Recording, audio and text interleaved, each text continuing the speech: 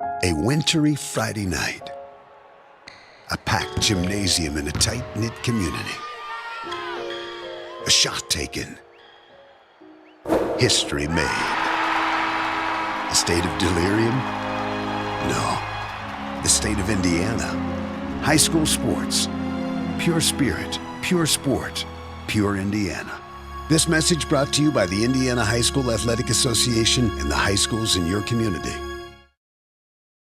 From all across the state, Rushville, South Bend, Washington, Lakeland High School, Culver Academies, North Vermilion, we represent 160,000 student athletes. We are the voices of 410 member school athletes. The IHSAA Student Advisory Committee is made up of 18 student athletes who organize the Student Leadership Conference and participate in state championship events as award presenters in many different roles. We represent you. We are the IHSAA Student Advisory Committee. Pure spirit, pure sport, pure Indiana.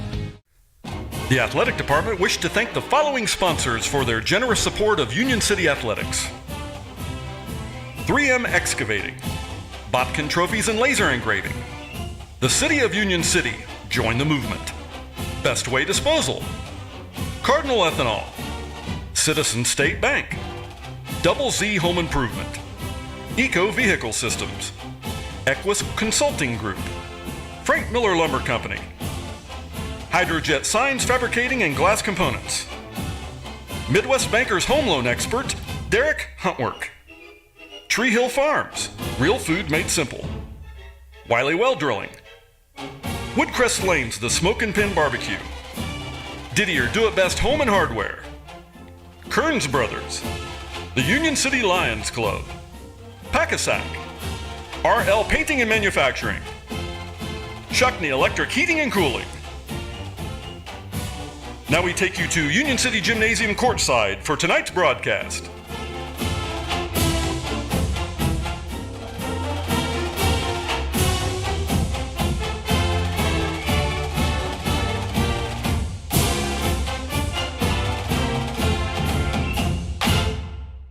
Field. We'd like to take this opportunity to present Skyly with a banner created by Hydrojet Signs, including pictures from Clinton Randall of her journey to 1,000 points. Congratulations to Skyly Lutz on this milestone.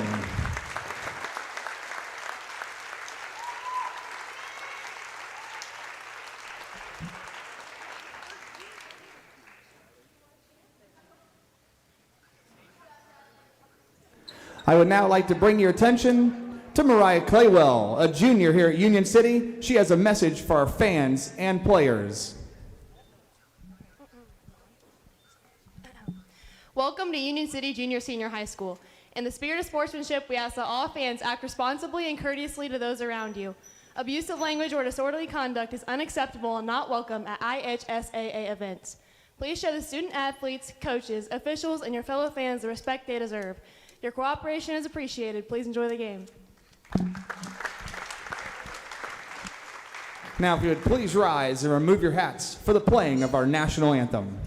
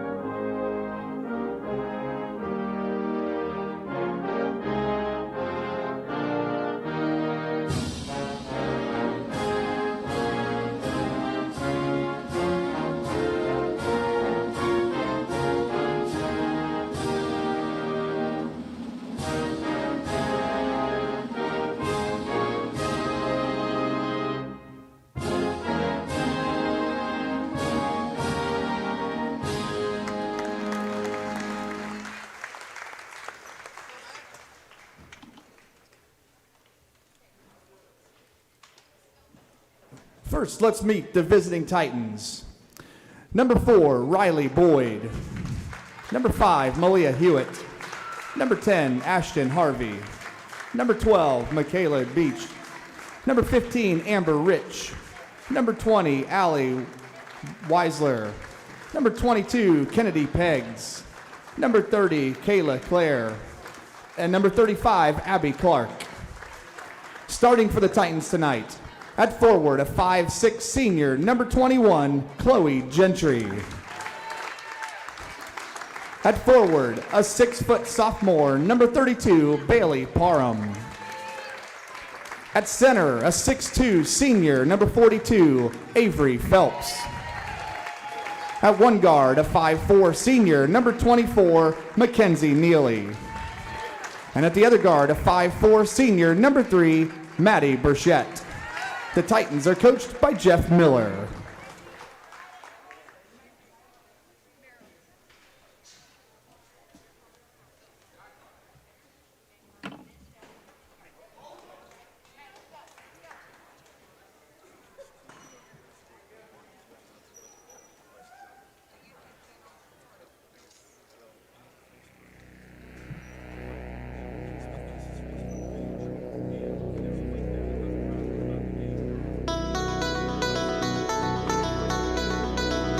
And now for your Lady Indians. First, freshman number 32, Cameron Fisher.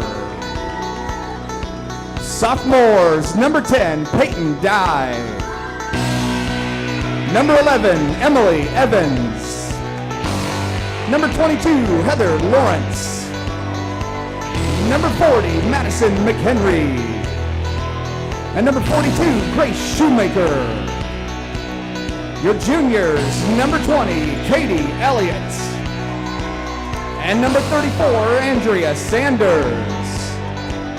And your senior, number 12, Crystal Breen. Starting for the Indians tonight, at one guard, a 5'4" junior, number 3, Carly Rissmiller. At forward, a 5'8" junior, number 4, Mariah Toywell. In the middle, a 6'2" junior, number 30, Emily Livingston. At one guard, a 5'6" junior, number 14, Skyly Lutz. And at the other guard, a 5'7" senior, number 2, Jody Carpenter. The Indians are coached by Sarah Black, assisted by Neil Adams. Officials for tonight's contest is David Shiver, Ed Fleming, and Doug Pollings. Athletic Director Mike Thornburg, Principal Neil Adams, and our coaches stand and support our officials. These individuals have committed their time to our student athletes, and we appreciate their efforts and sacrifices. Fans, if you feel the need to verbally express your displeasure with our officials, please note that your actions will be an absolute contradiction to the values and beliefs of Union City High School. Please join with me in applause for our game officials and their commitment to education-based athletics. And want to thank everybody for joining us. And we're getting ready for the varsity action now as the girls are getting ready to tip off. And Try comes up with the ball.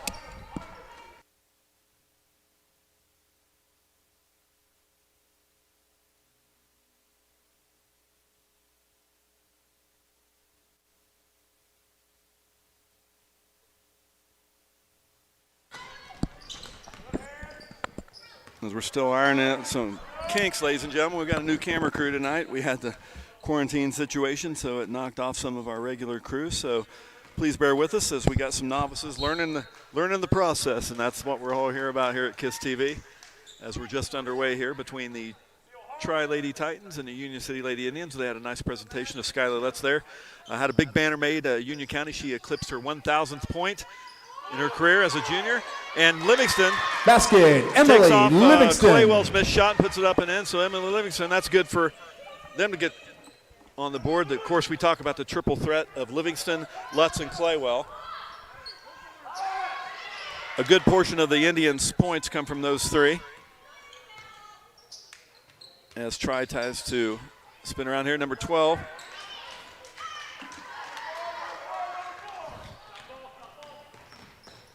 Here come the Lady Indians. And ball's out of bounds. Still remains Indian ball.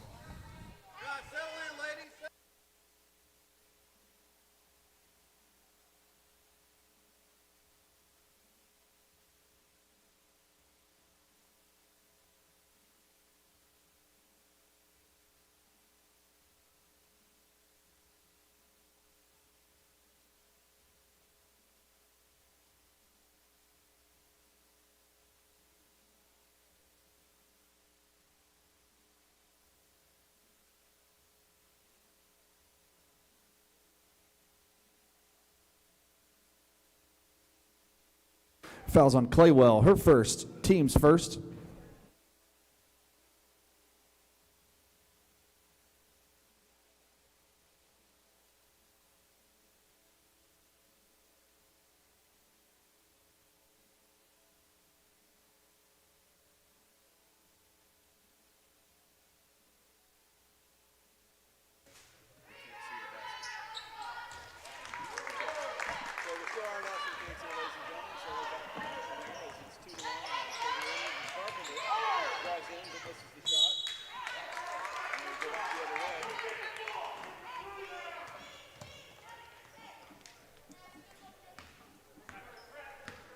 Okay, and we're back.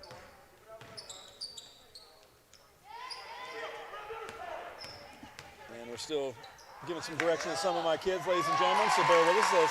Basket, Chloe Gentry. Chloe Gentry scores her first 2 points, giving a 3-2 lead here. As Lutz brings the ball up. Carpenter now. Of course, Carpenter hits her 2 buckets. Basket, Jody as Carpenter. of the last Union County game, I believe Jody Carpenter is now leading the Tri-Eastern Conference in assists and 5th in the state, it was my understanding. I don't have the facts to verify that, but that came from her proud mother, let me know that. So good for Carpenter. We've bragged up on her about being an excellent, excellent passer for this Indians team. As Claywell fights away the ball and puts it up and in. Mariah Claywell. So that's Claywell's first field goal. It's a 6-3 Indian lead. As Tri's working the ball in here. Burchett's going to take a shot. No good. Skyly Lutz with the ball now. Rissmiller to Lutz. Lutz inside to Livingston. Livingston kicks it back out to Carpenter. Carpenter around the perimeter. Here's Lutz now. Backs the ball out.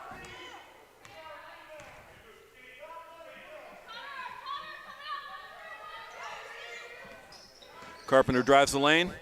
Bounce pass over to Lutz. Lutz drives this time. She's going to pop one. No good. Hits the front of the rim. And Claywell's going to pick up her first foul. She tries to reach in over there to get the rebound. It came off long, and she's going to pick up her first foul at the 4:48 mark. Her second, team second.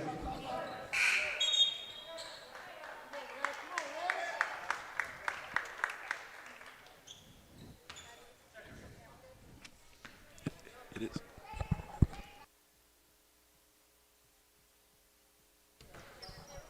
And here comes the Tri-Titans working the ball around. Indians, Catherine Elliott checks in. Looks like they're going a man-to-man defense as the Indians for Coach Black. Oh, right between the legs, another Buckner call. Right between the legs of Mackenzie Neely. It'll go the other way to the Indians.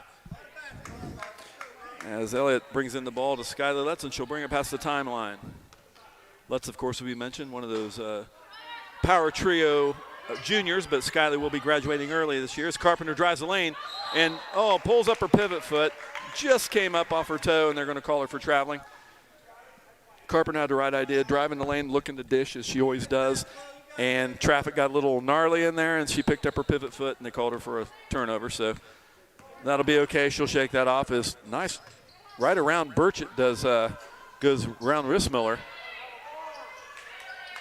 Try still fighting for it. They kick it back out. Reset up here. Burchett driving the lane, and she's fouled going to the lane. That looks like Carpenter might have picked up her first foul. Who are they going to get it? Yep. So that's the senior's first foul, and Burchett's going to go to the line Carpenter, shooting her two. First, team's third.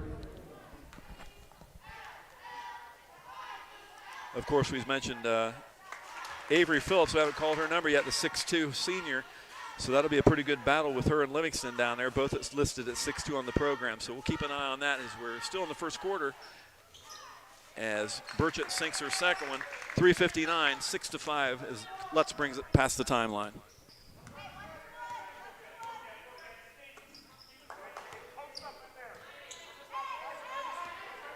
Here's Lutz. She's surrounded by Titans. She wrestles it out, gives it to Carpenter. Now Carpenter into Katie Elliott. She's going to take one from the free throw line, and she sinks it. Nothing but net, so Basket, that's the six-man Katie Elliott's Elliott. first bucket. As Sanders gets off the bench, getting ready to check in for Coach Black. We've mentioned in previous broadcasts that Sanders and Elliott and Livingston all check in for each other, so it looks like Sanders is going to probably come in and see if she comes in for Livingston on next whistle. As nice defense by Emily Livingston. It will remain Tri-Titan ball as they tried to feed it into Avery Phelps, and that's just what happened is Sanders replacing Livingston. So right now Phelps has got the height advantage for the Titans. Let's see how Sanders and Elliott can deal with that down in the paint. They're looking inside to Phelps. Bailey Parkham's also posting up as Burchett's going to hit one from the right side. Three-point and you want to basket, start Maddie her catching Burchett. fire. As here comes Lutz, and it's tied up 8-8. Carpenter now to Lutz. Lutz backs it out. Sanders looking to set a screen. Lutz goes around it. And Sanders' screen so strong, knocking number 3 Burchett to the ground. But the bucket's no good, and Burchett got the ball coming the other way, guarded by Rissmiller. Carly keeping an eye on that ball. Good defense by Rissmiller. Coach Black's decided to let Carly just follow Burchett around as Tri goes ahead and hits, but it looks like that's the plan. Gentry. Coach Black decides he's going to put Rissmiller on Burchett and just let her follow her around everywhere she goes as Carpenter loses the handle on it but recovers. Phelps has got it now, and we're going to have a jump ball as we had Sanders, Carpenter, and Phelps all on the ground. As we got a substitution, as Livingston's going to come back in for Catherine Elliott. And Abby Clark and Ashton Harvey check in for Coach Miller. It'll be Indians' ball as Carp takes it underneath. Lobs it inside to Livingston. Back out to Rissmiller to the top of the key over to Sanders. Sanders is going to pop one from the right side. And it's in and out, no good. Sanders, she can hit from that perimeter. She got a good shot when she gets going. And Tri-Titans, number 21, Chloe great bucket by Chloe Gentry. Gentry. And Tri's finding themselves with a 4-point lead now as Catherine tries to get up off the bench and trips going to the bench. I think she tripped on Coach Black. I don't think it was intentional, but the bench got a good laugh down here. Mariah's cracking up. So hopefully Catherine's okay. They're all laughing. She'll check in here soon. But it was something to see if you saw that. The only thing missing was the sound effects, ladies and gentlemen, as Letts drives the lane, and she's fouled going to lane. I don't think they're going to call that a shooting foul. So who we got? So that foul's going to be on Maddie Burchett. Fouls on Burchett, her first, Burchett. team's okay, first. we're going to go with Burchett then.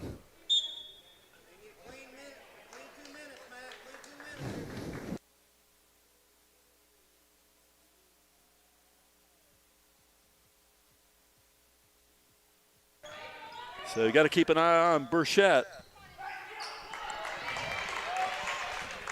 Or Burchett, excuse me. It was verified by the crowd that it is Burchett. Mariah Claywell getting ready to check back in for Coach Black. And Elliott, nice defense. Could have been a call there. Thought Katie might have got her on the arm, but there was no whistle. And Tri still resets here. Nice drive by number 21, Gentry. And Gentry hits her second field goal.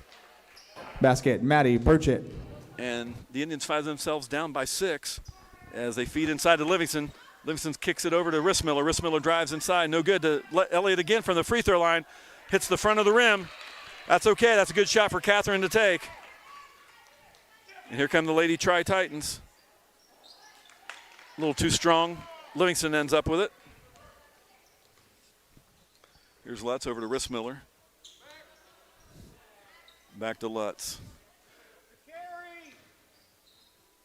Here's Carpenter now. Bounce pass into Elliott. Over to Rissmiller. Rissmiller's going to take a shot, partially blocked. Good block a little bit by Abby Clark. And Phelps comes up with it, and here come the Lady Titans. Burchett's got the ball now. Picks up right away by Rissmiller. And that's what Rissmiller's job. She dribbles right around Rissmiller. She goes up in for a layup. No good. That's got to frustrate Coach Black. Unless that's the plan, to have the help defense pick up Burchett down the lane. As Elliott's going to take another one from the free throw line. That's still a good shot for Catherine. She just needs to hit it. And here comes Harvey. Harvey's going to take a three. A little too long. Lutz ends up with it. Here comes the Indians the other way. Lutz on the deal. All the way in. A little too hard. Went over the left side. Had herself out of control. And that's it. At the end of one, the Union City Indians find themselves down to the Tri-Lady Titans by a score of 14-8. So good back and forth. I think pretty good competition. We At this time, I'd like to introduce our Lady Indian cheerleaders. Keep an eye on Bailey Parham, too. First, freshman McKenna Simmons. So we got a couple of tall ladies down in the paint. Freshman Cabry Cooper. That's going to be a tall order for Livingston, Sophomore Sanders, and Elliott Parker to handle Abel. Juniors, Haley Jones. These ladies have played each other Jones. for a few times now, so And well Alexis familiar to each other Devon. because of course, in the Tri-Eastern Conference. And senior Brooke Knisley. And stay tuned The because ladies we are got boys coached by action, Paige a Abel and bonus Natasha game, if you will, Dubinsky. on this Saturday night. It's been a triple header, but we're in the second game. But the boys will be playing Tri-Titans in the Twilight triple header.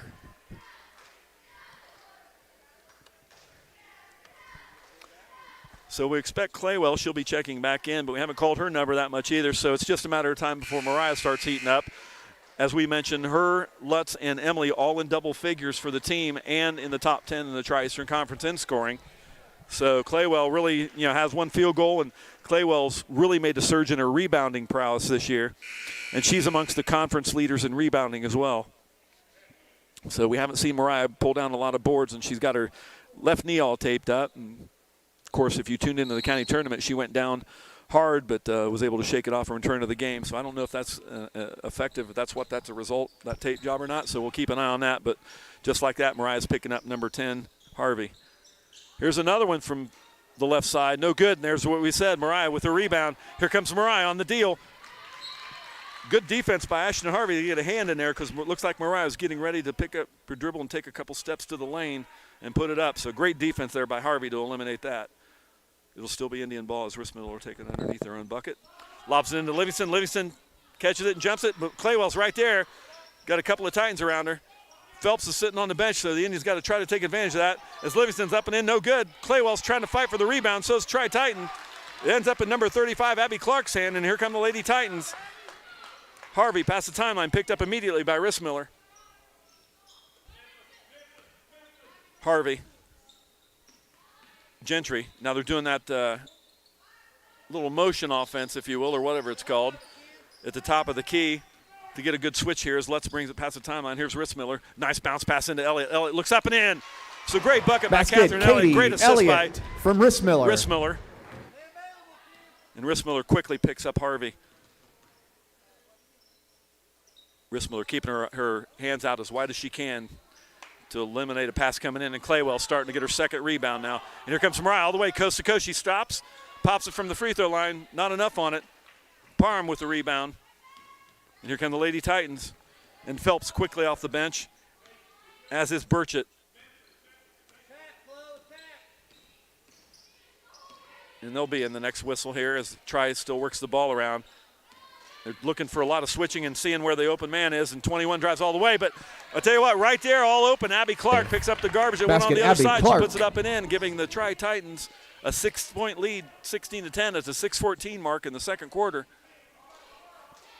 Rissmiller passing around to Lutz, around to Claywell. Elliott and Livingston inside the lane. You got Katie up top. Nice bounce pass into Elliott from Claywell, but too hot to handle. Parham ends up with it. Here come the Lady Titans, number 35, Abby Clark. Harvey now.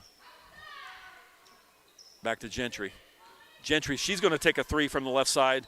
A little too short, but right there again is Abby Clark, and she puts it up and in. Basket, well, the Indians got to Clark. block out Clark because that's her second easy one on the other side of the bucket now, underneath. Just like fell right into her lap, and she put it up and in, so that's got to frustrate Coach Black. To let somebody not box out and get an easy bucket like that. And, Elliott finally saves it. Nice pass by Rissmiller. A little too strong. Here's Claywell now at the free throw line. She dribbles in. She looks inside to Livingston. Nice pass from Claywell to Basket, Livingston. Emily Beautiful Livingston. Play. Timeout. And Titans, Miller wants to call a timeout. timeout. Coach Miller, as the Indians narrow it to a 6-point lead here at the a 6-point deficit to the 5:12 mark. So haven't really seen Phelps heat up yet. That big 6'2" frame down there, and she's going to be a force against Livingston, who also 6'2". Both bigs down there. Haven't really battled yet, but just a matter of time. And looks like Parham's got most of the work because Phelps has been on the bench with the rest. So they're going to be pretty fresh when Coach Miller puts them all back in. He's doing a good job of rotating his troops, keeping them fresh. And we've mentioned about the Lady Indians they are conditioned well. So, and we talked about how deep this bench is as well for Coach Black. So nobody's really run away with it yet like that first game. Of course, the first JV game, the Lady Indians dropped it to the Titans. They kept it close, got within 2, and then after that it was all Lady Titans in that reserve match. And as we come back from a timeout, let's see what the troops have here. As we got Burchett, Parham, Phelps, Neely, and who else we got there? Number 21, Gentry in there for the Titans. And, of course, for the Lady Indians, we have Sanders who checked in for Livingston. Sanders, Elliott, Rissmiller, Carpenter, and Lutz for your Lady Indians. 4 juniors and a senior on the court for the Lady Indians. As Burchett brings the ball up, guarded by Rissmiller, looking inside to Parham.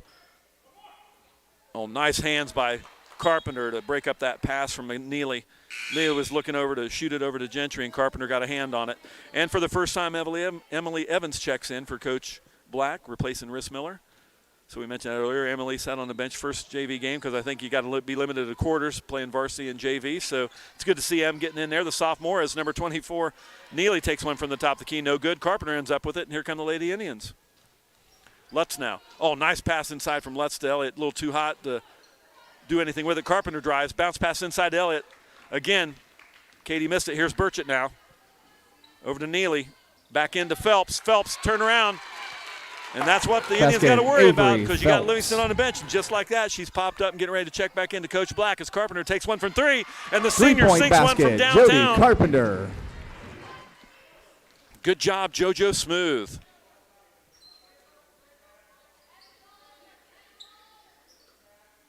Here's Parham. Nice left in, driving the lane, but no good. Rebound by Elliott. Here comes Lutz now. Bringing it up the court for the Lady Indians. Over to Evans. Evans, oh, got the ball taken right away from her by great defense by Chloe Gentry from Tri. Here comes Burchett. Of course, we mentioned her name a lot last year, one of the better players on Tri team. Very important, her and Phelps, both seniors. Leaders of this team as Parham's right underneath to grab the garbage, but it doesn't fall. Sanders with a strong rebound, and here comes Carpenter. Carpenter driving. Nice bounce pass into Elliott. Elliott puts it up. Oh, blew an assist. Elliott's frustrated with herself. That's about her 4th miss. She's got to find the mark on it after that first one from the free throw line. She's been cold since. And here's one from the right side. No good, but Catherine gets the rebound, and here comes Skyley. Looking up to Carpenter. Carpenter, oh, nice no look into Sanders, but Tri got a hand on it. Last touch by Phelps as Livingston's checking in for Catherine Elliott as Rissmiller comes back in for Emily Evans. So good quality minutes by the sophomore Evans coming in to give Rissmiller a rest. And the defensive specialist checks back in for Coach Black. Here's Lutz into Carpenter. Carpenter drives baseline. Look at bounce. Kicks out to Rissmiller. Rissmiller takes one from the baseline, and she hits one from about 12. Rissmiller from Carpenter. Carpenter. 20-17, and just like that, the Indians are within 3. Here's Burchett looking to drive. Guarded by Rissmiller. Went right around her. Sanders, what even moving? Phelps ends up with it. Parham now, and Parham's fouled going to the bucket. She'll go to the line shooting too. It didn't go in. But Sanders held her ground and tried to knife around as you hear the Tri crowd not happy with that no call on Sanders not getting called for a block. As Parham will be at the line. Bailey Parham, a 6-foot sophomore. So you got to like that if you're Coach Miller. You got her for another couple years. And I'm sure she'll step into Phelps' shoes as Phelps will graduate. Parham's second shot. Goes in. And it's the Indians still within striking distance. We got 4-point deficit here, 21-17, and we hit the 2:48 mark. As the Indians set up, Sanders comes up to the free throw line. Cross court to Rissmiller is Carpenter. Back to Carp, looking inside to Livingston. Livingston takes a dribble. Sanders going to pop one now. And nice shot. Assist Livingston. Sanders. And just like that, from Livingston. I said Elliott, Sanders, anybody on this bench of Coach Black can score. So we talked about what kind of a headache that can be for opposing coaches. As Parham runs into a wall with Livingston, sent straight up, and it goes back the other way. Here's Lutz now, Rissmiller, as the crowd behind me is not real happy. And so you might hear something coming through the microphone, so hopefully we'll keep it good as Livingston. That's good, nice little Emily, drop step Livingston. on the right side, and it's all tied up now. Here comes Burchett. 2 minutes left to go in this first half. It's been a great game so far between these Tri-Eastern Conference opponents. Looking inside to Parham. Great defense by Livingston getting back. Carpenter had a hand in there as well as Catherine Elliott checks back in for Sanders. So now you have Lutz, Livingston, and Elliott. Wonder why Mariah's still on the bench there. That knee might be giving her fits. She seems like she's okay. I don't see her favor. It's kind of surprising, though, she's still on the bench for Coach Black. As Parham puts it up with the left hand from the right side. Parham. So the sophomore hits another field goal down under. 23-21 is your score. As we're approaching 1:39 left to go in this first half. As Carpenter drives, nice bounce pass into Elliott. Beautiful pass by Carpenter. Elliott just couldn't finish. So Catherine, hopefully halftime down that bench, she'll settle down because Elliott's getting some great looks, but she's just having a frustrated night, but not being able to have to hit after that first field goal. And she has some great looks. Beautiful passes from Carpenter. They just can't execute. As Neely will bring the ball up. Evans getting ready to check back in for Coach Black. Claywell still on the bench. So maybe that knee is giving her a little bit more problem than not. As Burchett tries to take a three, no good, but great rebound by Catherine Elliott. And here comes Skyly Lutz now. Parham's just late to come back for the Titans. Now she's in position. Phelps fronting Livingston as Skyly takes it all the way in coast to coast, no good. Knifes through Phelps and Parham. Found a little bit of daylight, but couldn't convert, could Lutz. As we're now under a minute here in the first half. Let's see if Coach Miller wants to keep it with last shot. Nope, guess not. They're going to pop a three from the top of the key, but no good. Lutz clears the boards, and here comes the Lady Indians.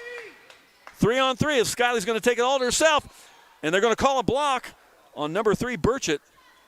That could have been gone either way. Could have gone either way. Is that number 2 on Burchett? That's her second. Her second, team so I second. imagine Coach Miller quickly off going to want to bring her to the bench.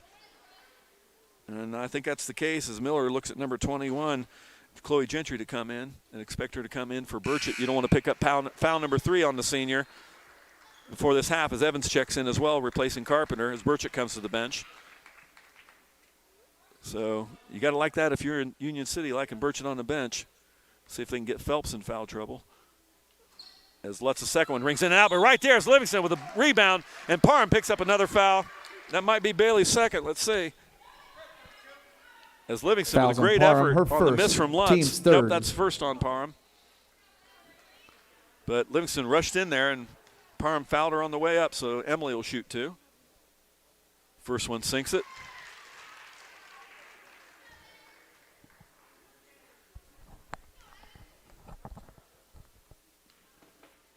Here in the bench down there cheering for Emily Evans. Team favorite, crowd favorite, as Livingston sinks her second one. And the Indians have a 1-point lead. Let's see if they can take that into the halftime with that momentum. They've been trailing for a while here, and they finally got 1-point lead, and we're under 36 seconds left to go in this first half as Tri works the ball around. There's Gentry looking inside to Parham.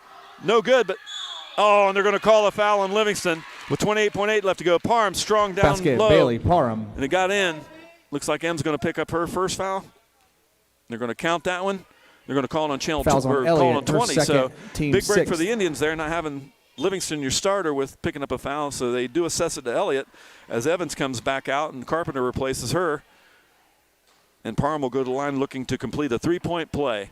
So going back and forth here in this last minute and a half as Sanders gets ready off the bench to come back in after this shot. No good. Livingston. And we'll see if they're going to tag Phelps with that one. And they're going to call out on 21. Gentry's going to pick that one Fouls up at the on Gentry, 27-second her mark. first, team's fourth. As Sanders checks in for Catherine Elliott. And I would imagine Coach Black's going to have him wait for the last shot unless it's something real easy. And Lutz will bring it up past the timeline here. 20 seconds left to go. I'm sure the Indians will start running their play at about the 10-second mark. And Lutz is just kind of waiting, looking up the clock. Does Skyly? And here come the Indians. Now they'll work the play. Carpenter Livingston. Oh, nice defense by Gentry. Back to Livingston, but good feed by Lutz. Lutz tries to get into Sanders. They had the right idea, but looks like it was off the foot of Parham. So here's Carpenter now. This is where the Indians like to lob one into Livingston. Let's see if they do that. Carpenter, Sanders posting up. Looking at the lob. Carly's going to take the shot a little too hard. Sanders is right there, but Parham wrestles it away from her, and that's the first half. Closely contested match here. The Indians are going to go in the locker room, find themselves down by 1. It's the Lady Titans of Tri 25 and your Lady Indians of Union City 24. We'll take our halftime break, but we'll be right back for second half action. It's a great game here. The second game of a triple header on KISS TV. We'd like to thank the financial support.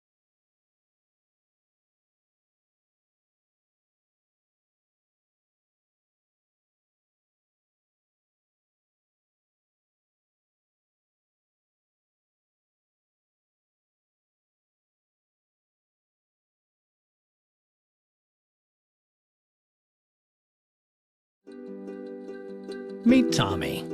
Tommy's not sure which sport he will play in high school someday.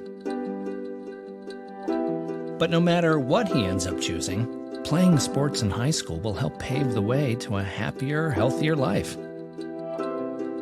All Tommy needs to do is make up his mind. High school sports. Pure spirit, pure sport. Pure launching pad for life.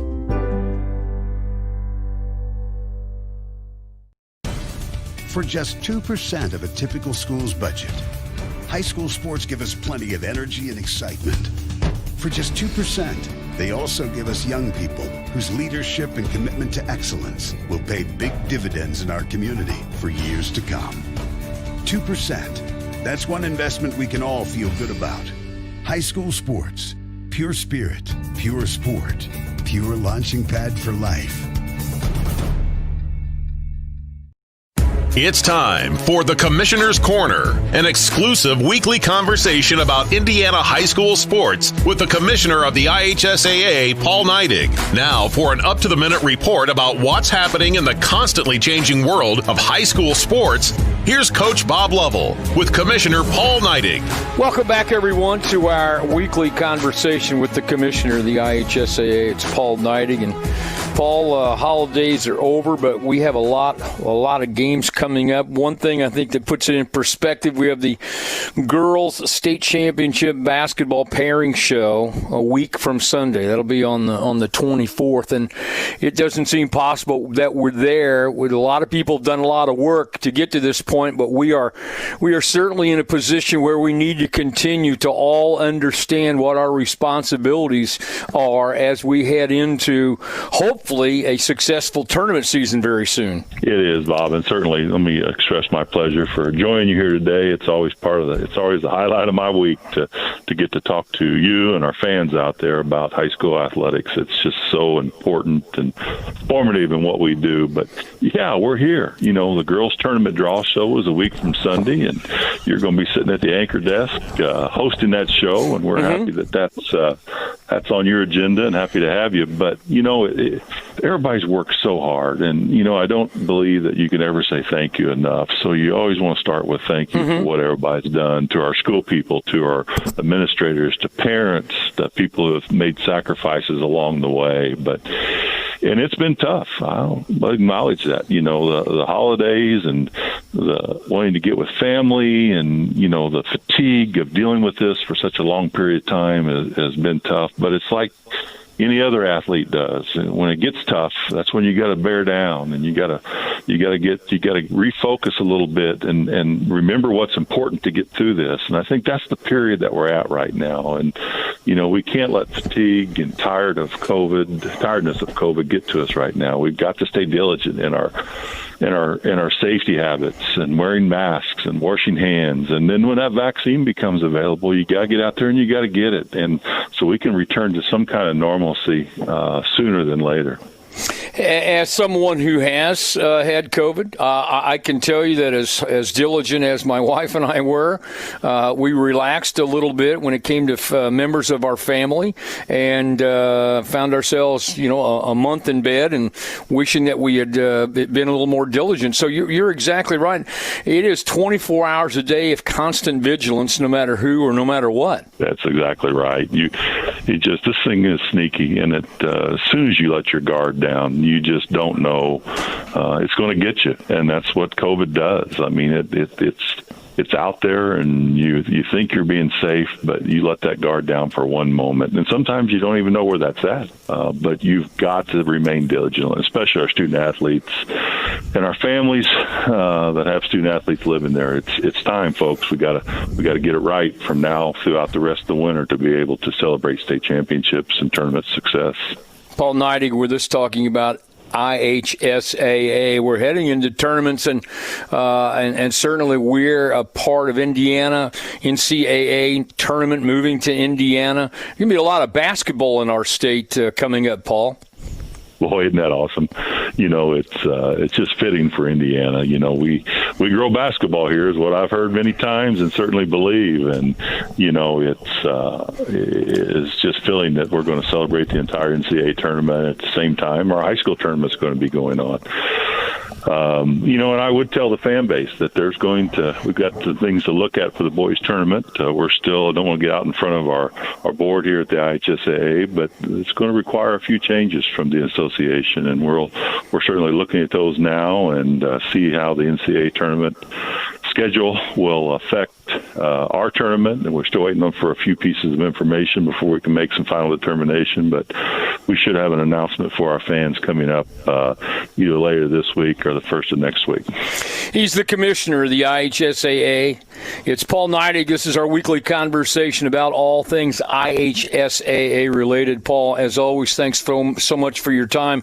Have a great week. We will, Bob, and the same to you, and thank you very much for doing what you do. Thanks for listening to The Commissioner's Corner with IHSAA Commissioner Paul Neidig and Coach Bob Lovell. And thank you for your continued support of the high schools in your community.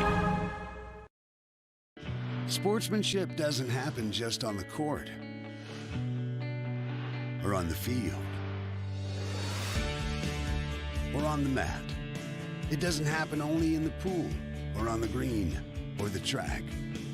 It also happens in the stands, on the sidelines, on the web, and at home. That's because sportsmanship is everyone's responsibility. We remind you to practice good sportsmanship at all high school sporting events. Treat athletes and officials with respect during competition and especially in social media. And support your team's coaching staff. Remember, sportsmanship has a face. Yours. A message from your high school and the Indiana High School Athletic Association.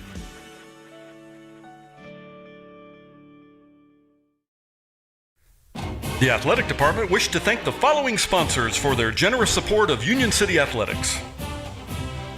3M Excavating, Botkin Trophies and Laser Engraving, the City of Union City, join the movement. Best Way Disposal, Cardinal Ethanol, Citizen State Bank, Double Z Home Improvement, Eco Vehicle Systems, Equus Consulting Group, Frank Miller Lumber Company, Hydrojet Signs Fabricating and Glass Components, Midwest Bankers Home Loan Expert, Derek Huntwork, Tree Hill Farms, real food made simple, Wiley Well Drilling, Woodcrest Lanes, the Smoke and Pin Barbecue, Didier Do-It-Best Home and Hardware, Kearns Brothers, the Union City Lions Club, Packasack, RL Painting and Manufacturing, Shuckney Electric Heating and Cooling. Now we take you to Union City Gymnasium courtside for tonight's broadcast.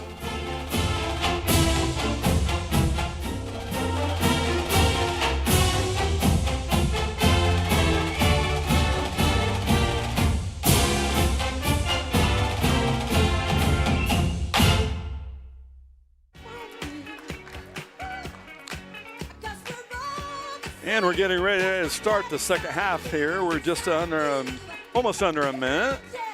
And again, we're still trying to kink out some audio issues, and I want to remind everybody we have a new crew working tonight, so it's our first time working together. So bear with us if we miss a shot or two. I've been pretty proud of my students this year so far, and everybody working at the crews of the games of bringing you the action that we bring you in high definition, thanks to the good folks at Cardinal Ethanol and Randolph County United for allowing us to have purchasing some great equipment that we can bring you these kind of great high definition shots. But we got to get the new kids to try it out themselves. We like working with the same crew, but we have a couple of our key guys out in a quarantine situation, so they'll be back soon. But I think our kids will do a good job. But we're getting ready to start the second half as Union City finds themselves down by 1. It was a great first half. And one thing of note, in my opinion, is I haven't really called Avery Phelps, the 6'2 senior, hadn't called her name a lot. So the Indians got to be concerned about that, because it's a matter of time before that young lady starts eating up down in the paint. And, of course, Burchett, got to keep an eye on her. She was a headache to the Indians early in the first half. And we'll see what kind of defense Coach Black chooses to play on her. They had Rissmiller, the defensive specialist, kind of shouting her, falling around everywhere. We'll see if that's the case the second half. Was Skylar Lutz is opening up for the Lady Indians. You have Lutz, Rissmiller, Claywell back in, Livingston and Carpenter. Carpenter from the baseline, left side. Here's Rissmiller. She's going to take a three. Had a lot of arc in it. Oh, almost went in, and the fight for the ball as Phelps goes to the ground. Kicks it out to Burchett, and here come the Lady Titans. So Phelps immediately asserts herself with a strong rebound opening this second half. It's cross-court over to number 24, Neely. Neely looking inside to Parham. Parham took a step, but no call. Rebound by Livingston. Here comes Claywell now. Claywell picked up quickly by Burchett. Lutz now on the deal. Pass inside to Carpenter. Carpenter gets away with a step. No whistle, Basket, and she scores 2 points. Carpenter. And Union City takes a 1-point lead as we're just underway here in this third quarter. Of course, we're getting some lively comments from the crowd behind me, from the Tri-faithful, so hopefully they'll keep that civilized. It's all in good sportsmanship. But we don't have a full gymnasium, and stuff carries a little bit louder as Claywell's trying to fight for a rebound down there on the floor. And it'll remain the Indians' ball. Check that, try ball. As Parham will take the ball and underneath their own bucket. Inside to Burchett, over to Parham quickly with a nice little jump hook, or rotating hook with the left hand as Parham as they go back to a 1-point lead. Here's Rissmiller now, nice inside to Claywell. Claywell, nice pass inside to Livingston. Livingston, not enough. Got to use the backboard on that M. Got a big smile on her face. I keep telling her she needs to be a little bit more mean and fierce down there, does Livingston. She's too nice, but that's okay. As Gentry hits one from downtown, 3-point basket, Chloe Gentry, giving them a 4-point lead. So this is going to go back and forth. This could go down to the wire if these two teams are going to trade buckets like this. Claywell takes one dribble and gives away herself there. Claywell. Livingston was open, but this time Claywell chooses to hit the jumper herself. Livingston was able to grab anything off there. Should Claywell have missed it, she had great position. As Neely drives, check that, Gentry drives. And it'll go back to the Indians as Gentry drive baseline, but no avail. Checking the football game in the first divisional round, the Rams are getting beat by the Packers 25-18. And that's still in the third quarter. Check that. Here's Livingston, spin around with that little hook, and she uses a little bit more of the backboard on that one. It sinks it and ties it up again with 30. So this is a great game, ladies and gentlemen. Leads going back and forth as Rissmiller on Burchett. That's going to be a hard job for Carly. She's going to have her hands full with the senior. And that's it. Carly's not got her back to the bucket. She's following Burchett everywhere. So that's exactly what Coach Black's decided to do here in this second half, is have Rissmiller follow Burchett everywhere they go. As Parham picks up the garbage from Phelps, up Bailey and in. Parham. So the sophomore scores another bucket, giving them a 2-point lead, and here come the Indians. Carpenter on the drive. Claywell, nice pass into Rissmiller. Rissmiller wisely uses the backboard, but not strong enough. Back the other way. Those are the kind of little bunnies you got to score on. Burchett. Okay, from Gentry from the left side, no good. Rebound by Claywell, and she takes a strong hit, pushed by Parham. And Mariah goes hard to the ground, but she gets back up. You can hear Coach ask if Mariah was okay. Mariah nods her off. puts a smile on her face. Looking at Skylar, they're both smiling. Great lifelong friends. Here comes Lutz coming up the court. It looks like Phelps and Parham are starting to assert themselves a little bit more down in the paint on both ends of the court. Carpenter's going to take a right from the right side, in and out. That would have been a good three for the Indians. And Coach Miller's up, shouting out the offensive play to his troops as Neely brings it past the timeline. Burchett. Boy, Carly's just chasing her all around the court. Great defense by Rissmiller on Burchett. As Parham muscles her way in on Livingston and scores another 2, does Parham. So good bucket by the sophomore, giving him a 4-point lead. Here's Lutz now over to Claywell. Claywell takes one dribble. Back out to Rissmiller. Coach Miller wants a 3-second call on Claywell. He's not going to get it. Here comes Mariah. Fades away jumper, no good. Skiley goes in there, wisely puts her hands back up. Gives a little bit of push to Parham as, of course, the tri-crowd behind me are unhappy with that no call. Evans quickly off the bench for Coach Black is Elliott. So Emily Livingston will get a breather, as will senior Carpenter. And sophomore Evans will take out the ball underneath their own bucket. Small lineup for the Indians. And you got Parham and Avery Phelps in there. Phelps just about picked that one off, but Elliott gets it knocked out of her hand. Now we got a jump ball situation. I think Katie was looking where to pass it before she got a hold of the ball.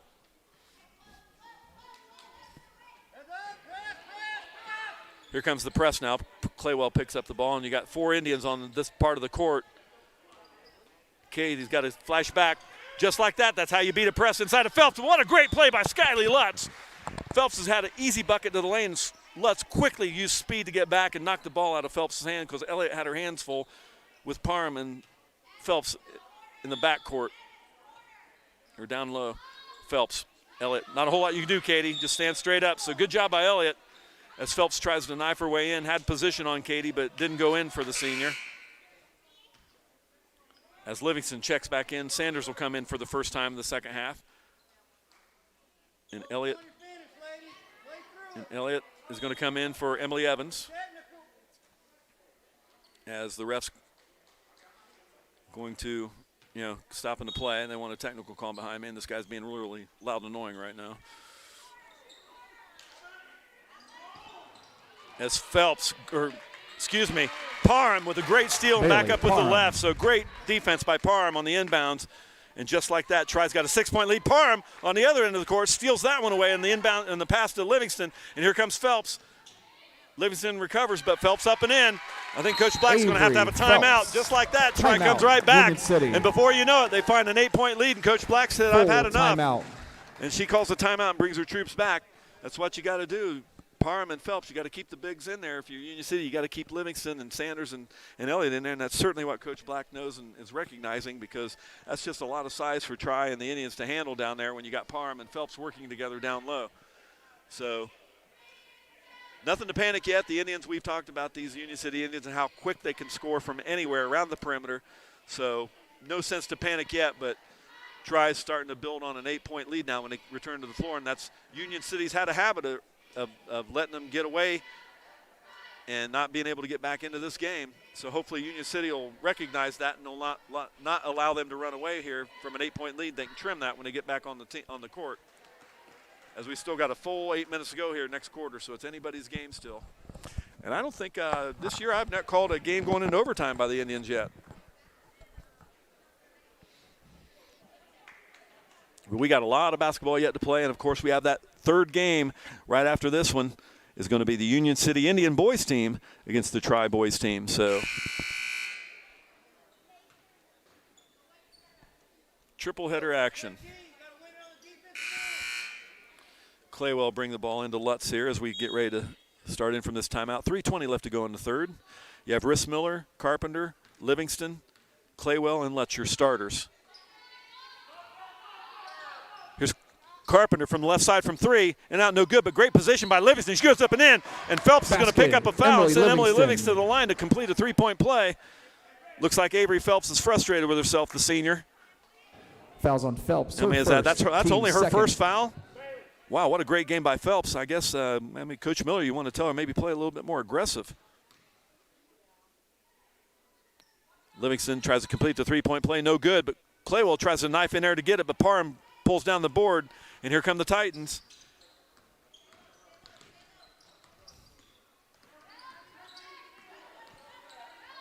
Burchett taking it all the way, but great position. Mariah goes to the floor, and they call her with a travel, and she hits the floor hard. And Burchett, well, Mariah comes up with a big smile on her face. Her and Burchett exchange smiles and handshakes. So love the sportsmanship. 35, Abby Clark, and number 10, Aston Harvey checks in for Coach Miller. As Parham gets a well-deserved break coming to the bench. She's had a tremendous game so far to this point. So I keep expecting to see Burchett and Phelps start asserting themselves a little bit more as we get into this deeper in this third quarter and certainly in the fourth. As Burchett looks inside to Phelps. Phelps had good position on Livingston and an easy bucket for the senior. Phelps. As they build on an 8-point lead again. So Union City's got to get something around the perimeter here as Claywell's going to the free throw line asking for it. Livingston's posted up number 35. Abby Clark, you got to look at that as Phelps quickly collapses down on Livingston. Carpenter now dishes inside Livingston. That one step, great block by Phelps. Livingston recovers. Rissmiller, check that. Looking inside Livingston again. One step, turn around, and it goes up and in. That's what you got to do, Livingston. and I think that's what Coach Black's telling him. Working into Phelps, but Phelps had a great block down there, so this is going to be a good battle here towards the end of the game. They're calling travel as Coach Adams is off the bench as well as Phelps spin around and gets another easy two. We mentioned that Phelps is going to start heating up. So you got to keep an eye on Burchett and Phelps if you're the Indians. And there's that battle we were talking about as Carpenter, great pass into Rissmiller, but she was too deep. Claywell fakes in. She's going to take the shot now from about 12, and she sinks it. Mariah Claywell. 42-36, 1:42 left to go in the third.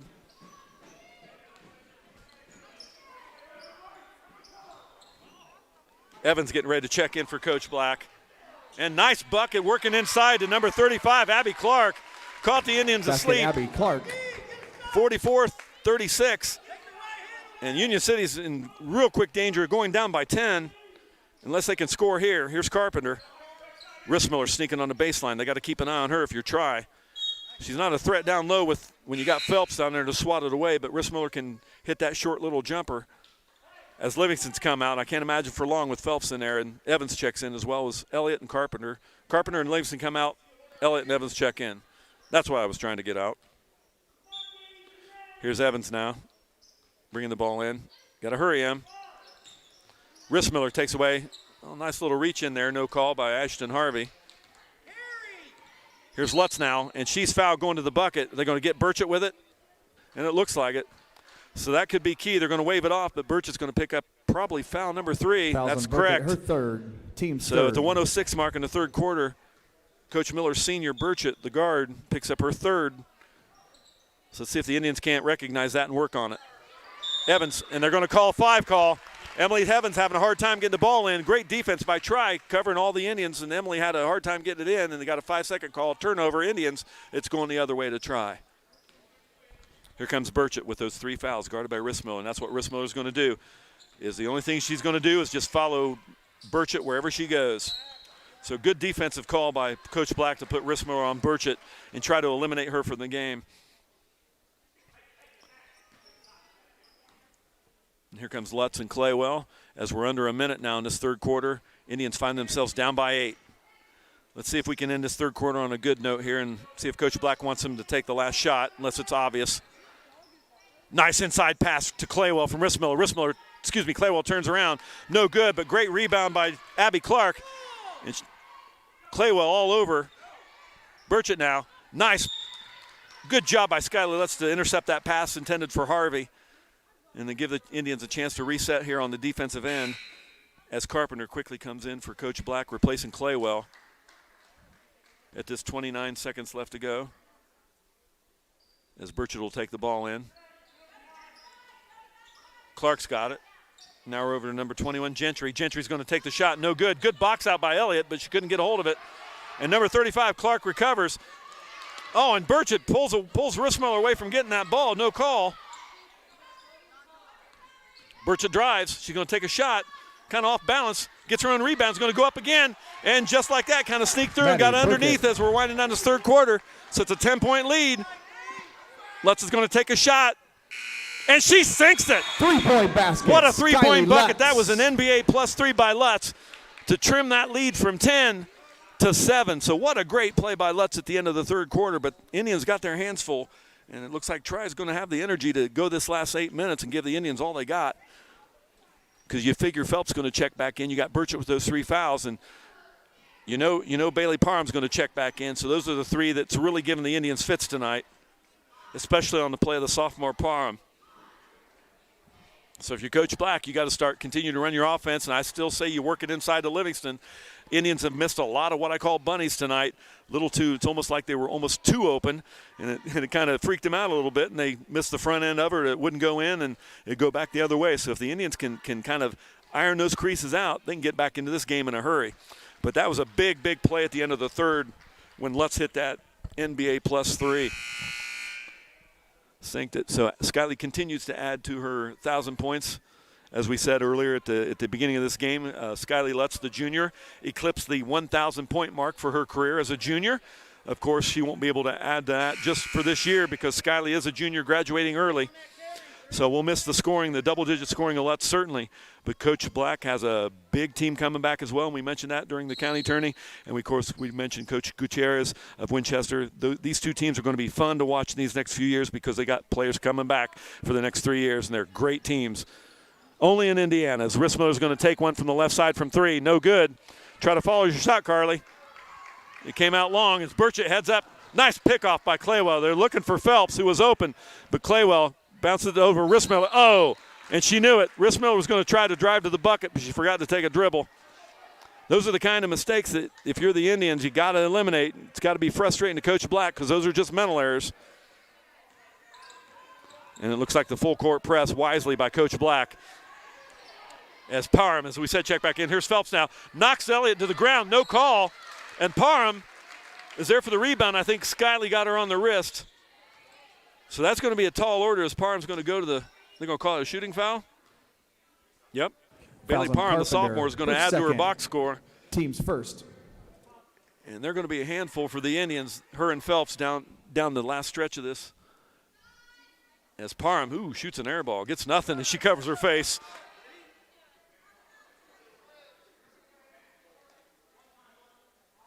Really impressed by this sophomore.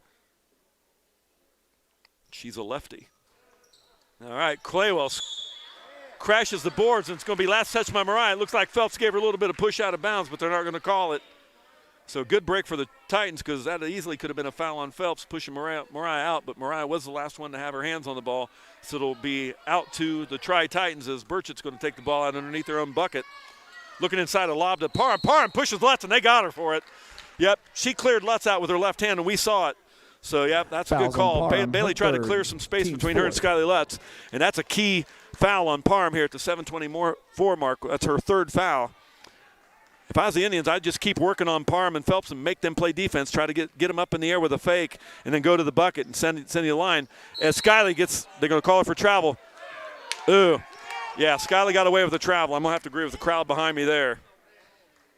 But they're going to call it on number 24. Mackenzie Neely picked up a foul. Her first, team's 5th. And Skylie tried to go in between the defenders, and she did, but I think she took an extra step that wasn't called. So I'm going to have to agree with the Titan fans behind me, as I said.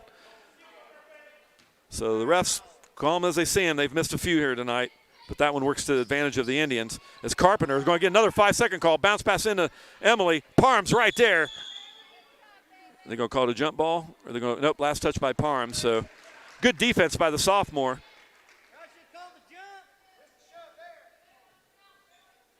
As I said, Phelps and Parham's going to be a handful for these Indians. Nice bounce pass into Lutz, and she goes in, no call, but it goes in. Skylie Looked Lutz. like number 24, Neely, had a hold of Skylie Lutz's arm, so tit for tat, I guess. So no call, and then got away with one, so we'll call that one even.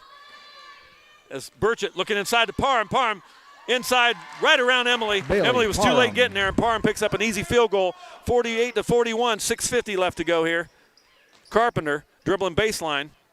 Looks inside Livingston. Livingston, great pass, and Livingston nails it there. Emily Easy little buddy for the from junior Carpenter. from about 8 feet. 5-point lead now by Tri. Indians try to claw their way back into this game. Oh, great defense. Oh, M's going to get a foul. Yep. Thought we could have got away with it, but they did get Emily pushing Phelps in the back. Fouls on So that's a good call. That's Livingston's first. Team second. So amazing at the 6:34 mark in this fourth quarter. Livingston, the big 6'2" center for the Indians, picks up her first foul. Oh, nice bounce pass inside to Phelps, but they couldn't convert. Emily, I don't think, was in position on time. Skylie's got to pick that up too. They move. And Skylie's drawn the assignment of guarding Phelps. Nope. Parham takes the inbound. No good. Gets her own rebound. And fouled by Livingston. Picks up her second foul. I think Livingston got caught asleep with her back. And Parham went right Fouls around her and picks up her foul. And Parham will go to the line. As number 21 for Coach Miller, Chloe Gentry gets ready to check back in. And Coach Black counters with Sanders. As Parham's first one hits the front end of the rim. And Sanders comes in, giving Emily a break. I can't imagine that's not going to last long as Phelps and Parham are in there.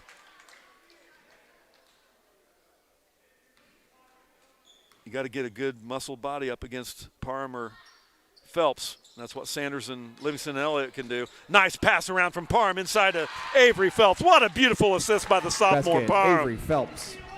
50-43. 7-point lead as the Indians work the ball around. Here's Claywell. I think Claywell's got to be key in the catching up in this. You got to get Mariah involved more. And Rissmiller's shot's blocked as Carly tries to get it, and they free up, and looks like Gentry gets all the way up there, but they get back in time as Lutz wrestles the ball away, and they're going to call a jump ball. Gentry took off and had a free way for a baseball pass, but wisely got back to the Indians. And we're going to call a timeout as Coach Miller wants a timeout. Timeout, try high. Always love this game between these two teams because it's always a really good game, usually many times down to the wire. Good coaching on both ends. But the Indians got 7 points to make up here. It can easily be done, but I haven't called Mariah Claywell's number too much on the offensive side. That's been surprising. It's been un-Mariah-like, so we'll see if she can't get some open looks around and maybe penetrate to the lane. Bring up the defenders, as we said. That might be a good dish to Livingston down low, but you got to worry about Parham and Phelps, who has been having an excellent second half. So 50-43 when the teams get back onto the court. Don't forget we have the next game of the boys varsity of the Tri-Titans. So want to thank the athletic directors, as we talked all throughout the season on our K.I.S.S broadcast about how a monumental task is to get these boys and girls at the high school level some kind of season in this pandemic craziness we're all in, ladies and gentlemen. And so hats off to all the athletic directors in the state of Indiana and in the county and in the conference being able to do what they can to get these kids to have some kind of action in light of the year that we're continuing to go through in 2021. Of course, we have inauguration next week, and who knows what that's going to be, ladies and gentlemen. We can only hope for the best as we're getting ready to go back into action here. And Burchett tries to take one deep, but didn't go in, but right there's number 24, and Parham's right there. But what a great wrestle away from Parham did Claywell, and here comes Claywell on the deal. She stops, a little bit short, but right there's Carpenter. Rissmiller's going to take a shot, and it's going to go once, twice, no good. Rebound by Gentry, and we're going back the other way. Here's Burchett with those 3 fouls. Pass up to number 24, Neely, looking inside to Parham. Parham, what a great horse she is underneath. Great job by the sophomore, having a great game. Getting everything coming down low off the offensive and defensive glasses, Parham. Really frustrating the Indians as they 52-43, 9-point lead. Indians got to get back in this ball game. We're 5 minutes. Here's one from Lutz from the right side, and she sinks it. 3-point basket. So it looks like the offense is going to be coming from Lutz as she sinks another 3-pointer. And it's a 6-point lead now as Burchett brings the ball past the timeline. Looking over to Gentry. Gentry back to Burchett, guarded by Rissmiller. Burchett drives. Sanders comes up with it. I think they might be calling Skylie for the reach. Or are they going to call it on Sanders? They're going to call it a 2-shot foul here. Oh, they're going to call it on number 2s. And Fouls on Carpenter, so that's her third. Jody Carpenter. So JoJo Smooth picks up her 3rd foul. And Burchett nails her first one as Emily Livingston quickly comes back off the bench for Claywell. Interesting. Okay, I can't imagine Mariah's going to be on the bench long just to get a good breather and get back in because you need her on the floor. So Sanders and Emily Livingston are going to be pulling the duty on Parham. And, oh, what a pass by Parham again. Basket, to Phelps. Avery Phelps. That's got to frustrate Coach Black. Boy, Parham's doing it on both ends of the court. And just like that, Claywell quickly off the bench as Lutz is going to take another three, and she nails it. Three-point basket. So Skyly Lutz keeping Lutz. these Lady Indians back into this game as it's 55-49. So the clock's going to work against the Indians. They got to get a stop. They got to score on the other end, but looking inside to Phelps. Great defense by Sanders to get in front of that. And Livingston comes up the ball, and now here's Lutz. Got to free up Lutz for maybe another open three. She's hit her last two as she drives to the bucket. And Skyly looks like she's going to take over this quarter and get her Indians back into the game. And Coach Miller recognizes that, and he's had enough, and he calls a timeout. And I'm sure he's going to address that because Skyly's starting to heat up here, is hitting those 2 threes, and then that easy bucket there to make it a 4-point game. As everything gets as quiet as a pin drop, and I've got the loudmouth. Okay, great. So we'll see. Just love this game between these two teams. Coach Black's giving some pointers to the team here as we're listening to Stevie Wonder. Hey, what? Hats off to PA announcer Evans down there. Getting some good jams for an old guy like me. Little Stevie Wonder, Superstition, as the team's coming back onto the court.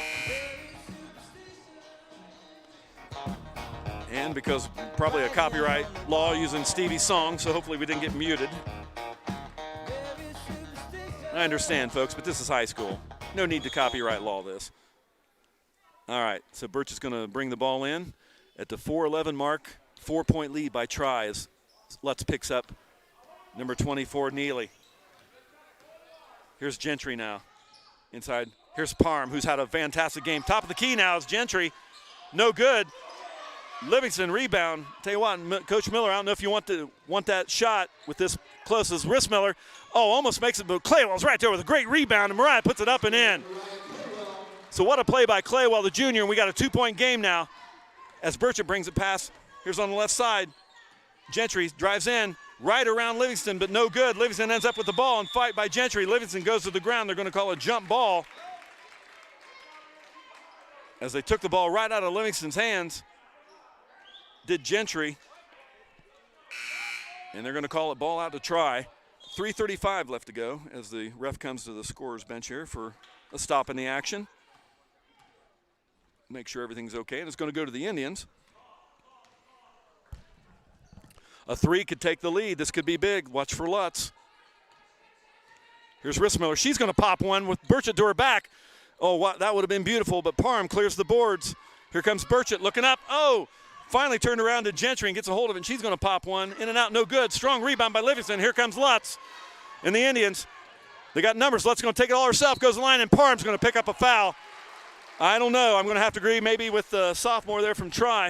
It's going to be a frustration, but more importantly, that's the 4th foul on the young sophomore, and that's going to be key as Lutz is going to go to the line at the 3:10 mark as quickly Coach Miller goes to his bench and is going to bring in number 10, Ashton Harvey, after Lutz shoots this first one. And these are key, in and out. You got to hit it from the free throw line. And no, he chooses to keep Parham in. So Miller's going to go with the sophomore with the 4 fouls at the 3:10 mark. Probably a good decision as Parham's been so intricate to this Tri team this whole game. And Lutz hits her second one. So they're going to stay with Phelps and Parham. The bigs down low for Tri. So let's see if the Indians can recognize and working on Parham. As Rissmiller makes Burchett pick up the ball. Here's Avery now. Looking inside to Phelps again as she passes, then she's posting up Livingston. Here's Parham. Over to Gentry. Gentry inside, and Phelps loses the handle. Tough break for Tri-Titans as Phelps got a frustrated look on her face. That's got to frustrate the senior, and the Indians will bring it back the other way, finding themselves down by 1 with 2:48. So here come the Lady Indians. Lutz over to Carpenter. Carpenter dribbles inside. Nice bounce pass to Claywell. Claywell beautifully 2-point bucket. What an assist by Carpenter. And the Union City has a 1-point lead. Been a long time, and finally Union City claws their way back, and they've taken the lead. So let's see in this last 2:25 what's going to happen. And Lutz. And they finally call a timeout. Does Coach Miller look like they could have had a traveling call on number 10, Harvey, and I think Miller got the timeout in time, so wisely. Good heads-up play by the coach to make sure they didn't get another turnover and go the other way. So what a turn of event there, and that's going to be a full timeout for Tri as we're in the closing minutes here of the 4th quarter, and Union City finds themselves up by 1. One thing of note, you got Parham, the sensational sophomore, all game for Tri, picked up her 4th foul just a minute ago, and that could be key because she's had such a tremendous game against these Indians. On the other end, for Coach Black, I think you still have to work it into Livingston. They've missed a lot of easy ones, and I'm sure when they look at that on tape in the locker room or next time when they're looking at tape next week, Coach Black's going to point that out on those easy ones they missed, and I think maybe they need to use the backboard a little bit more when they're down in low. They try to, finesse it up into the rim, and they're getting hit on the underneath of the rim, or they're just, shooting it a little too strong and it's going on the other side. If they could just use the backboard and get a nice little bounce pass or bounce off of the white square, it'll go into the bucket when they're down that low. So here we go. We got Tri with 16 fouls, so they have a foul to give. Union City at 4 team fouls. They have 2 fouls to give before either team's they're at the line. Tri's at the line. So it's going to be Tri ball here on the game reset. Maddie Burchett, the senior, is going to take it out. She's got 3 fouls. The only one in foul trouble for the Titans is Parham. Here's Harvey back to Burchett. Burchett's going to have the ball handling duties as we're 2:15 now. Tri's got to work it around. Nice try to get it inside to Parham, but wisely Livingston was there. And here's Lutz now on the deal, and she's fouled hard by Gentry. Skyley goes to the ground, but Skyley's going to go to the line to shoot 2. So I guess that probably was a pretty smart foul by Gentry to not give Lutz an easy shot. And I think these Lady Indians are going to earn everything they get now at the line from this point out, because I'm sure the Lady Indians want this victory. They were down as many by 12, and they've managed to find themselves up by 1 at 2:09 left in this 4th quarter as Lutz misses her first one. That's been a key. They've been missing some free throw shots. Lutz, the second one goes up, and it goes in. 2-point lead now. 2:09 left to go as Burchett's going to bring the ball, picked up quickly by Rissmiller. Parham just past the 10-second line. Here's back over to Gentry. Gentry looking in, guarded by Carpenter. Here's Burchett now, guarded by Rissmiller. Rissmiller almost picks up a foul, and stolen away by Lutz. Here comes Lutz, one-on-one. She's on the deal, and they're going to call her with a carry, and the crowd likes that. You hear finally from the crowd behind me. So tough break for the Indians there as they could have went up another 2. As Lutz commits a turnover, Rissmiller picks up Burchett right away. 1:45 left to go. Indians up by 2. Can you say overtime? Here's Phelps looking inside to Parham. Great position on Livingston, and it's up and in. Great basket by the sophomore with those 4 fouls. And we're back tied, 57-57. Here's Rissmiller. Back to Lutz. You want it in her hands. She's got the hot hand. Claywell, where's she at? If you're Coach Miller, Parham. And Carpenter with a good shot, but it didn't go in. Claywell fights for the rebound. Tri ends up with it. And Lutz gets her hands on it. It'll still belong to Tri. 1:13 left to go, and it's knotted at 57. Parham and Claywell both diving that on the back corner there for the ball.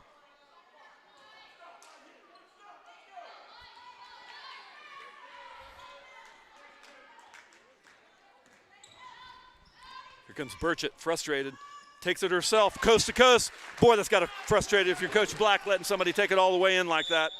And Coach Black decides she wants a timeout as we're under a minute, and Tri is up by 2.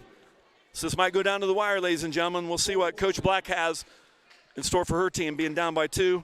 Wonder if you hold the ball or try to work on a good play. I don't think you shoot a 3 here. Try to tie it up, because I think the momentum might be going the Indians' way here after finding themselves down in double digits, and they had a 2-point lead, 3-point lead, and now they find themselves down by 2. So it's been a great competitive game between these two teams.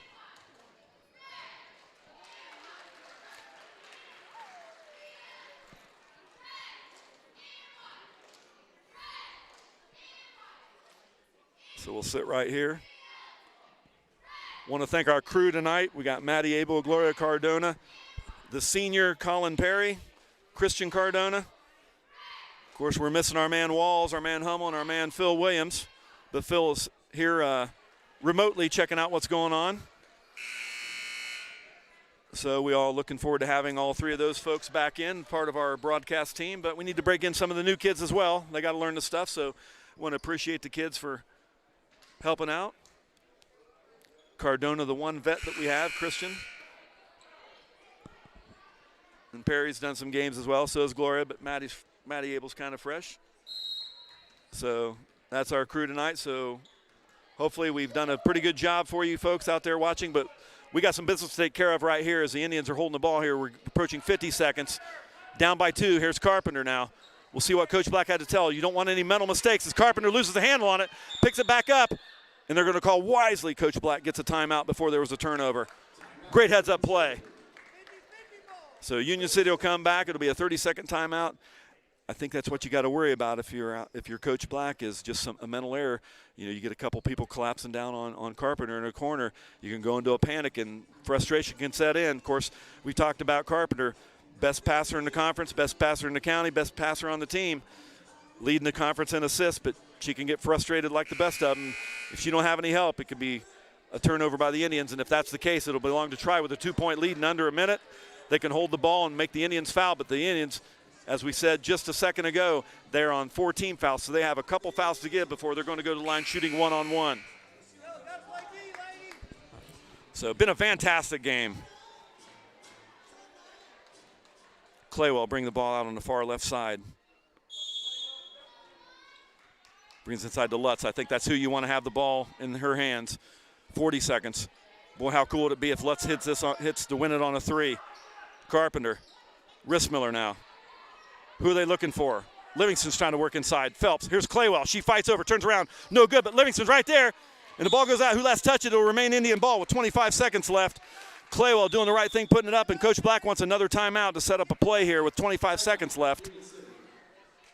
Livingston had great position on the right end. Claywell just put the ball up a little too strong, and Emily got it, couldn't get it to convert it as well. But Claywell's doing what it takes to get down there and scrap and get anything that she can get to get that ball back up and try to draw a foul. And if we're going to go into overtime, I think we try to definitely work on Parham. We've mentioned her in the game that she's had a tremendous game for Try as the sophomore. We've called her name a lot. Phelps is starting to heat up in the second half, so that's one thing the Indians got to be aware of is they can lob it back into the bigs, and they can put it right up and give them a 4-point lead, and then the Indians would have to have 2 possessions. So that's very critical that the Indians do not commit a turnover, a mental error, and get a good shot to at least tie it. If you have the 3 open, maybe take the shot, give it to Lutz. She's hit to her last 2 threes. But I'd be almost content to just try to do what you can to get a good play in to tie it up and see if it goes into overtime, play some great defense off on the other end, and then just leave it into the next 5 minutes of overtime. Is it 5 or 3? 5, oh, whatever. We'll see if it goes to overtime. I'm not a rule book. So here's Rissmiller. This is the key. Let's see if they lob it into Livingston. Here's Carpenter. Carpenter's driving baseline. Bounce pass into Livingston. Livingston's going to take a shot. Oh, no good. Parham, a key rebound. You got a fouler. There's a foul to give. That's not a shooting foul. It's a smart play by Rissmiller, but what a fantastic rebound by the sophomore Parham. She has to be tired. She's had a tremendous game.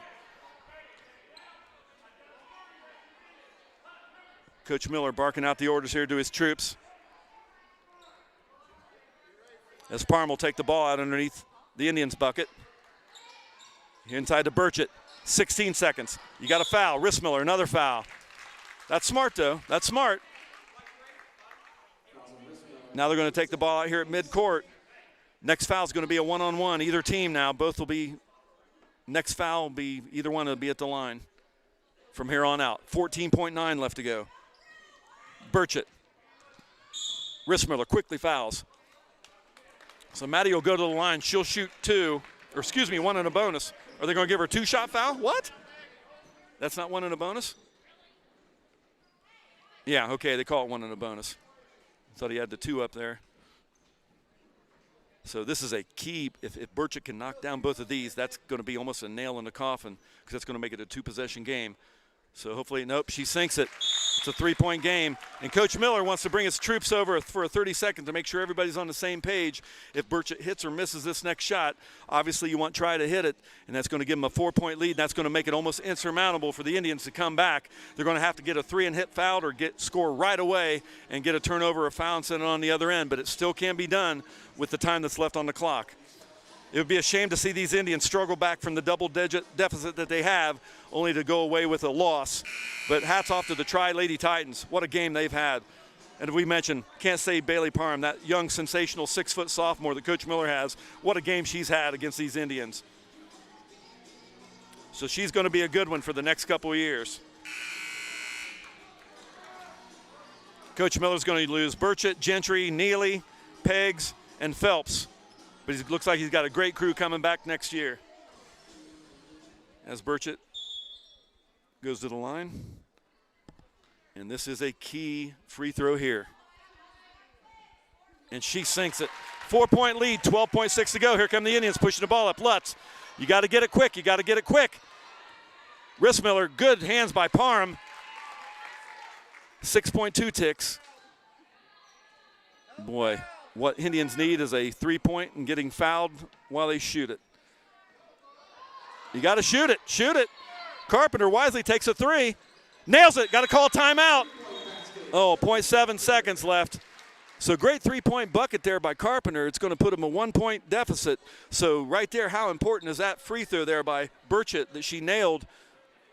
Because Carpenter came right back down. It could have tied the score, but what a key free throw hit by Burchett to hit that second one on a one-on-one to maintain that 1-point lead. And that's just how it might end, ladies and gentlemen, unless the Indians can get a quick steal or a quick foul. But you got 0.7 left to go on the clock. It's enough time. We've seen Claywell did it earlier in the season. A touch pass inbounds and up and in, but they've got to commit something quicker, got to get an inbound steal very quickly. So we'll see what Coach Black has drawn up for the Lady Indians. What an exciting game this has been, ladies and gentlemen. And don't worry, don't sit right there. Don't go anywhere, because we got the boy Indians, the Indian boys team, going to take on the Tri-team after this one. It's been a triple header, and it's been a good one here.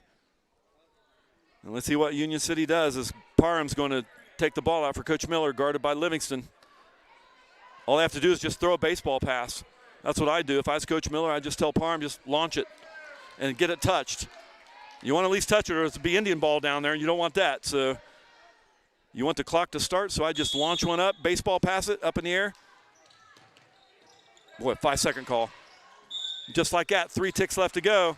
Carpenter did everything she could. They're going to send Gentry to the line, shooting 1 and a bonus, but I don't know if that's even important now, because you got 0.3 left on the clock, and you got to have some kind of a right arm to toss one. It's going to be a full court shot. They're going to have Livingston and Claywell down there. I guess the only hope is missing this first one with Gentry and have Claywell baseball it. What an ending would that be, ladies and gentlemen? And Gentry's first one, and it goes in. 2-point lead. So you think, I think that's probably the case. Mariah and Emily's talking about it. I think Mariah's going to be the one to get this, because I think she's going to have the arm.